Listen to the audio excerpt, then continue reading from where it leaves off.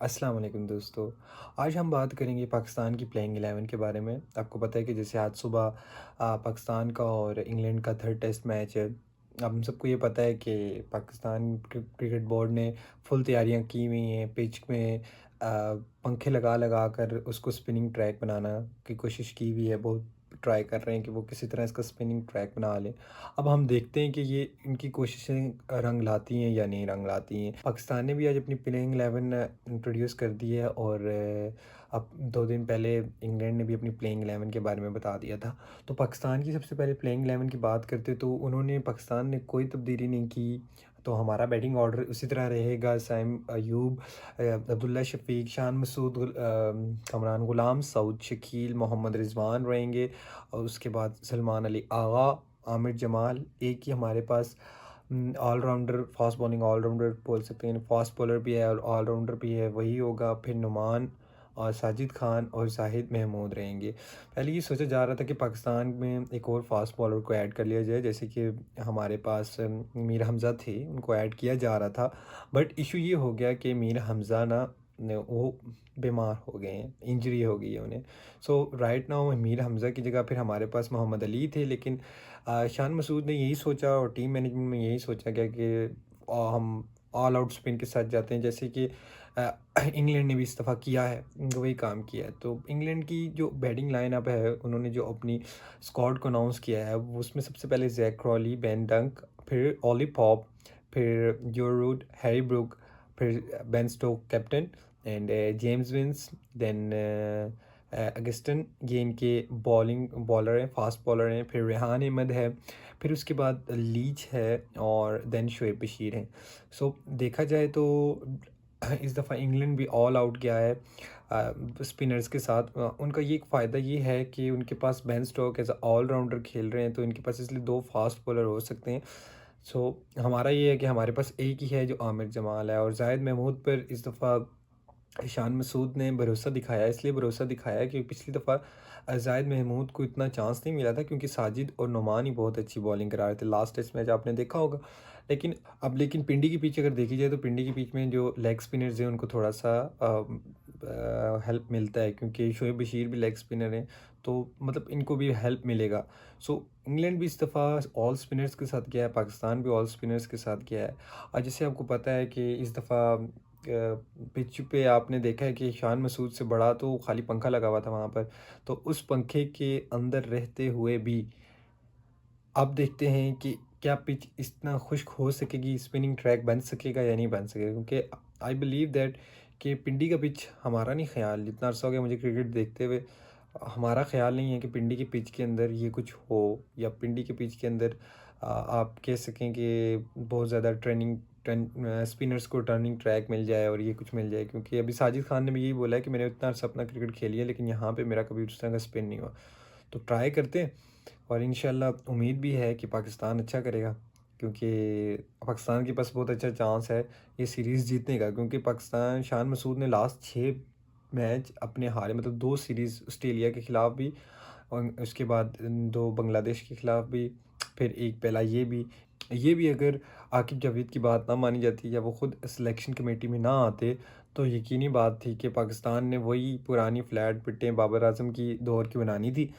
और उसके बाद हमारा वही हाल होता जो हो रहा था कि भाई आते हैं, ये 500 स्कोर बना देना इन्होंने और ठीक जाना है।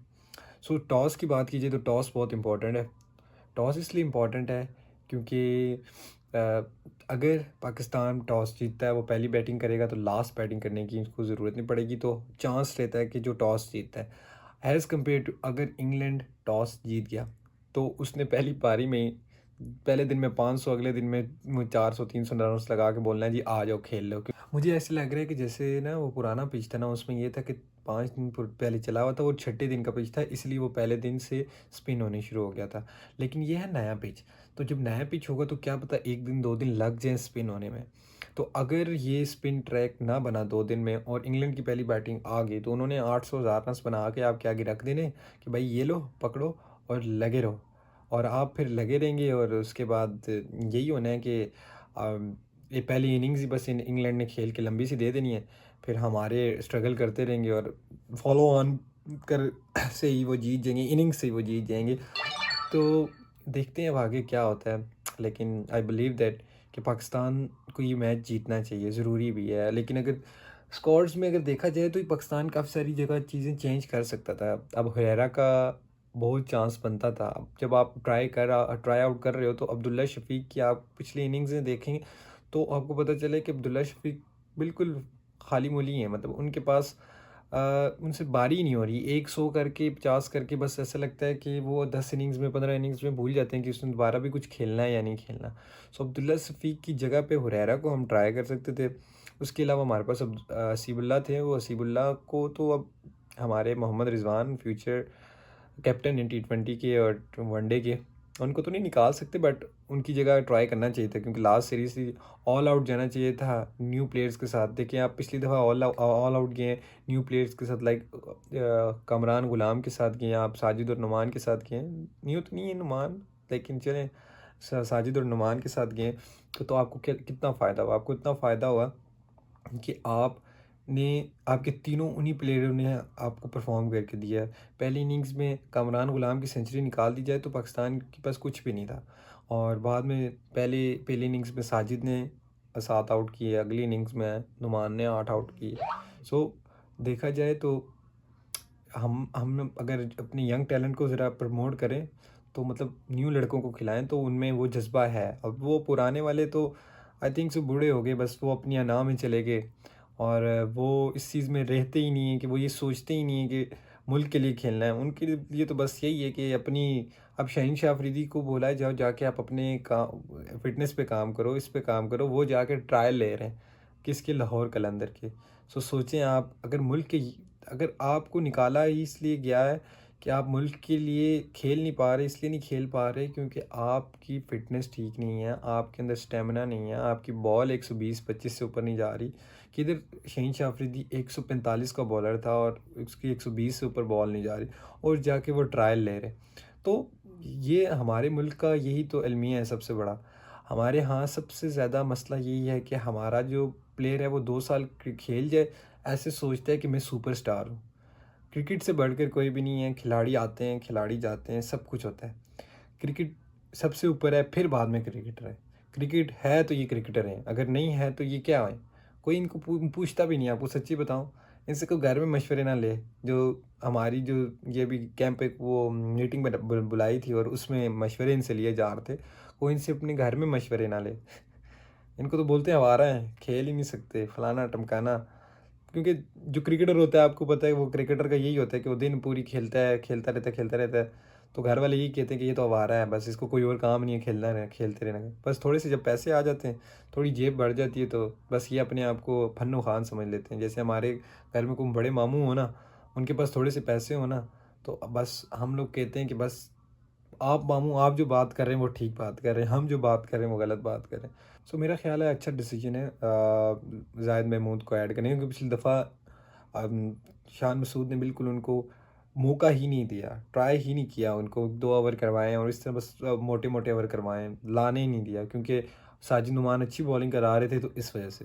अब ये शान मसूद का भी टेस्ट है कि अगर पिच ने टर्न ना किया तो क्या होगा, क्योंकि पिच के जो हालात हैं वो कोशिश तो पीसीबी ने बहुत की। मतलब हमारी जो पिच क्रिएटर हैं उन्होंने बहुत कोशिश की है क्योंकि 5-5 पक्के आपको पता है वो पंखे शान मसूद से बड़े बड़े पंखे, मैंने आज तक अपनी ज़िंदगी में इतने बड़े पंखे देखे ही नहीं। मैं 25 साल का हो गया हूँ लेकिन मैंने कभी इतने बड़े पंखे नहीं देखे। तो इतने बड़े बड़े पंखे लगा दिए उन्होंने। तो अब देखते हैं कि क्या करते हैं, क्योंकि हम मेरे हिसाब से तो ठीक है टीम। ये कहता ये है कि अब्दुल्ला शफीक की जगह हुरैरा हो जाता या साइम अयूब की जगह, नया टैलेंट लाते, कुछ नया करते, उससे फ़ायदा ही हुआ पिछले भी, आगे भी फ़ायदा होगा। लेकिन एक एज छोटा मोटा है कि अगर स्पिन ना हुई पिच तो फिर फ़ायदा होगा बेन स्टोक की टीम को। सो देखते हैं आगे क्या होता है। अगर पाकिस्तान टॉस जीत जाए तो पहले बैटिंग कर ले, वो ज़्यादा मच बेटर है एज़ कम्पेयर टू चौथी बारी करना। और अगर हार भी जाता है तो अच्छी बॉलिंग कराए, आउट करे, क्योंकि कर सकते हैं ये लोग, ये बात नहीं कि ये लोग कर नहीं सकते। और क्योंकि इनमें वो चीज़ है, क्योंकि नए लड़के हैं ना, ये सारे नए लड़के हैं।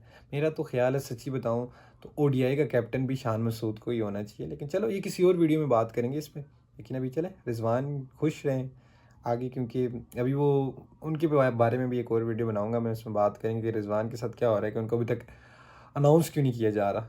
तो thank you so much. Like कीजिएगा, सब्सक्राइब कीजिएगा। कोई क्वेश्चन हो तो आप कमेंट बॉक्स में डाल सकते हैं। आपकी सपोर्ट की ज़रूरत है। Thank you so much.